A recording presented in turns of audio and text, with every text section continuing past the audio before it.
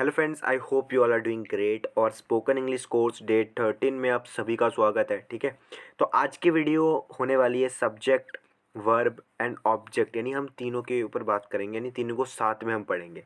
तो इससे पहले की जो वीडियो है उसमें मैंने सब्जेक्ट को डिटेल में, वर्ब को और ऑब्जेक्ट को अलग अलग अलग अलग करके एक अलग अलग वीडियोज़ में मैंने बता रखा है। ठीक है, तो अगर आपने उस वीडियो को नहीं देखा है तो देख लो। ठीक है, so let's start the video. तो हम सबसे पहले सेंटेंस की बात कर लेते हैं। तो सेंटेंस क्या है, जैसे कि मैंने आपको बताया था कि सेंटेंस कुछ नहीं है, जिसे हम हिंदी में क्या कहते हैं, वाक्य।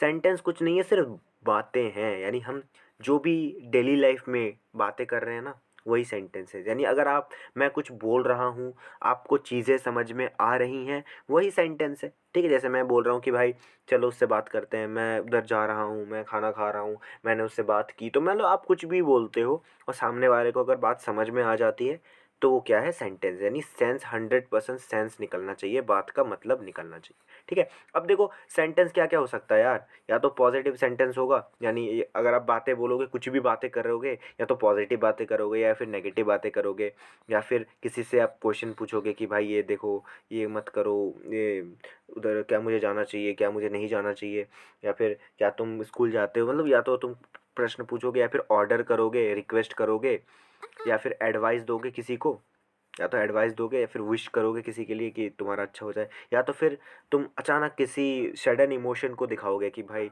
व्हाट ए शॉट, जैसे कोई क्रिकेटर छक्का मार देता है तो आप बोलते हो ना व्हाट ए शॉट। तो इन इन सारी चीज़ों, मतलब यही बातें करोगे ना आप अपनी डेली लाइफ में, इससे ज़्यादा आप कोई बातें नहीं कर सकते, राइट। यही बातें करोगे, या तो आप किसी को रिक्वेस्ट करोगे, ऑर्डर दोगे, क्वेश्चन पूछोगे, नेगेटिव बातें करोगे, पॉजिटिव बातें करोगे, तो भाई यही हो सकती है। ठीक है, अब देखो सेंटेंस के टाइप। ठीक है, यानी सेंटेंस के पार्ट्स।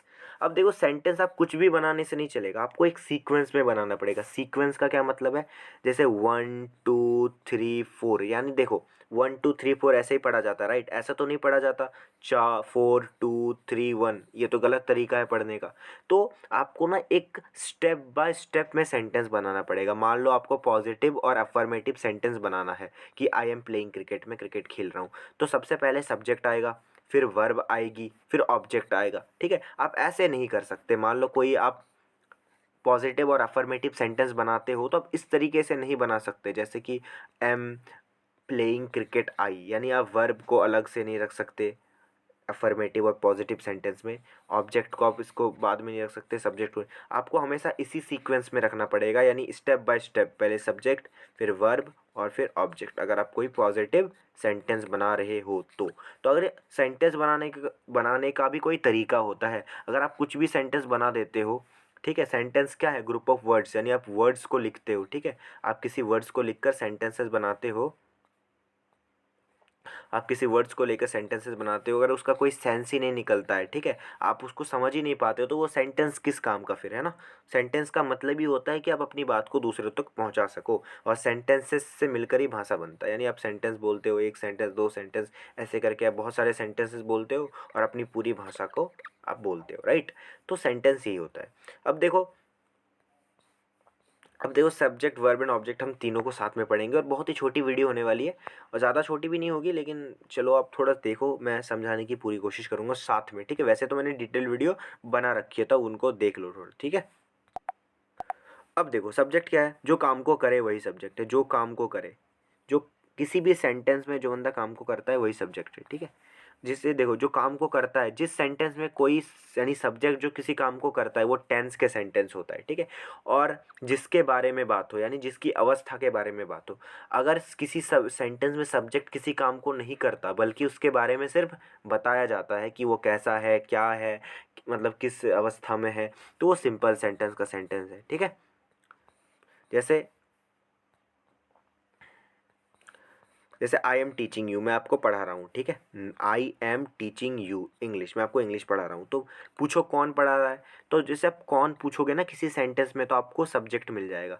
तो मैं आपको इंग्लिश पढ़ा रहा हूँ, तो कौन पढ़ा रहा है, मैं पढ़ा रहा हूँ, मैं। ठीक है, तो मैं हो गया सब्जेक्ट। ठीक है, क्योंकि ये टेंस का सेंटेंस है। क्यों टेंस का सेंटेंस है, क्योंकि सब्जेक्ट कोई काम को कर रहा है। कौन सा काम कर रहा है, पढ़ाने का काम कर रहा है। ठीक है, I hope it is clear, right.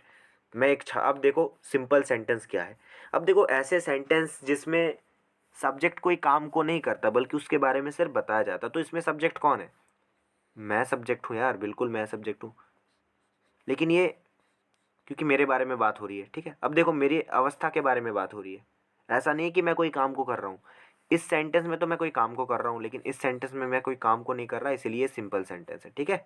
I hope it is clear. अब देखो सब्जेक्ट या तो सिंगुलर होगा या फिर प्लूरल, ठीक है, या फिर लिविंग होगा या फिर नॉन लिविंग, ठीक है। मान लो या तो सब्जेक्ट एक होगा या फिर एक से ज़्यादा होगा, या तो वो जीवित होगा या फिर उसमें जान नहीं होगी, या तो जान होगी उसमें या फिर जान नहीं होगी। मैंने डिटेल में बना रखा है, ठीक है। जैसे मोहन जाता है, तो देखो यहाँ पर मोहन जो है ना, मोहन, ये क्या है? लिविंग है, यानी इसमें जान है, और सिंगुलर है यानी एक है। मान लो यहाँ पर कलमें पुरानी है, यानी कलमें मतलब एक से ज़्यादा कलम, तो एक कलम को मैं पेन बोलता हूँ और एक से ज़्यादा को मैं पेन्स बोलता हूँ, ठीक है, यानी पेन्स बोलेंगे हम, ठीक है। तो ये नॉन लिविंग है यानी इसमें जान नहीं है, और ये प्लूरल है, ठीक है। तो इस तरीके से देखेंगे हम, है ना। अब देखो वर्ब, वर्ब क्या होता है देखो आप थोड़ा सा, है ना।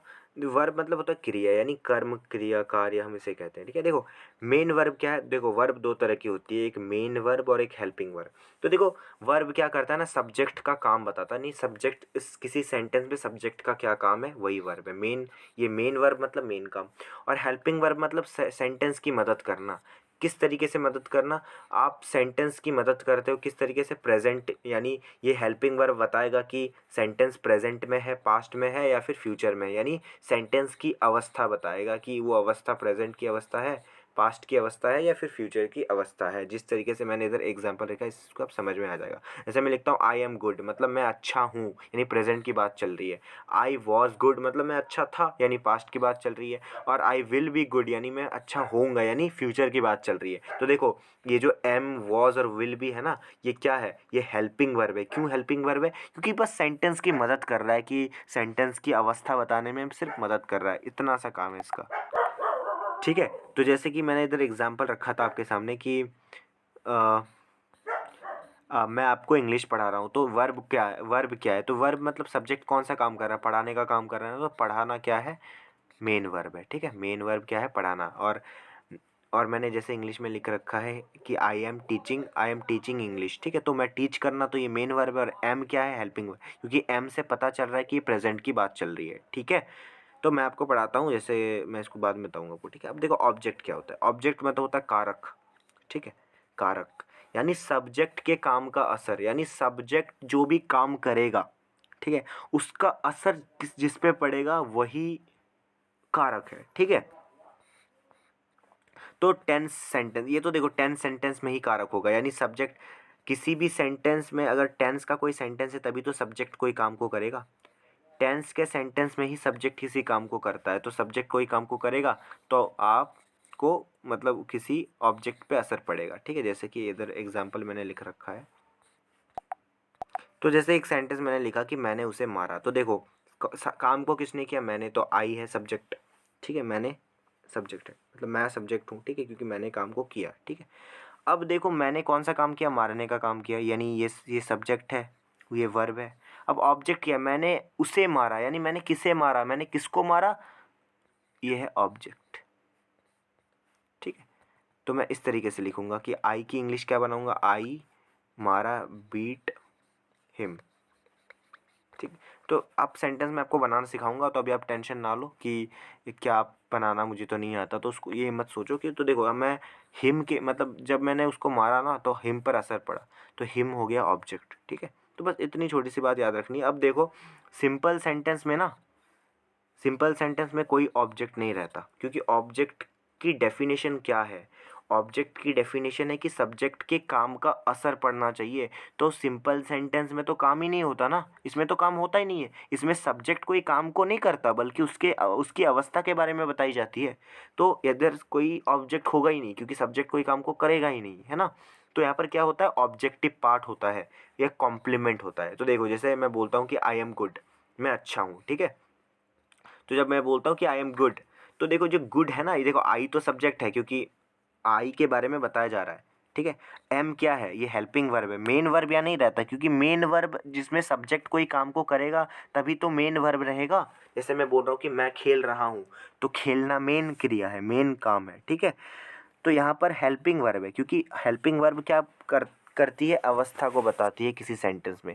तो आई एम गुड मतलब मैं अच्छा हूँ, तो गुड क्या है, क्या गुड ऑब्जेक्ट है? नहीं, गुड ऑब्जेक्ट नहीं है, ये ऑब्जेक्टिव पार्ट है, सिर्फ कंप्लीट कर रहा है सेंटेंस को। जैसे मैं आई एम ए टीचर, मैं एक टीचर हूँ, क्या मैं ये जो टीचर है क्या ऑब्जेक्ट है? नहीं, ऑब्जेक्ट नहीं है, ये ऑब्जेक्टिव पार्ट है। और जैसे आई एम एट होम, ये मेरी अवस्था है, ठीक है। आई एम एट होम, तो एम क्या कर रहा है ना, ये हेल्पिंग वर्ब है, क्योंकि ये सेंटेंस में हेल्प कर रहा है कि प्रेजेंट की बात चल रही है। आई एम एट होम, जो एट होम है ना, ये क्या है, ऑब्जेक्टिव पार्ट है, जिसे हम क्या कहते हैं, कॉम्प्लीमेंट। कॉम्प्लीमेंट क्यों कहते हैं? क्योंकि सेंटेंस को कंप्लीट करने में, यानी उसको पूरा करने में, मान लो इधर कोई सेंटेंस है तो उसको कंप्लीट करने में ये काम कर रहा है, गुड है ना। ये कौन कौन सा है, ये गुड है, ये टीचर है, और ये जो एट होम है, तो इसीलिए कॉम्प्लीमेंट है, ये आपको समझना है। तो बस यही मैं आपको बताना चाहता था। बिल्कुल मैंने एकदम दोनों तीनों को मैंने साथ, बाकी इसकी डिटेल वीडियो मैंने बना रखी है, तो उसको भी देख लेना। Thank you so much for watching this video, I hope it is helpful.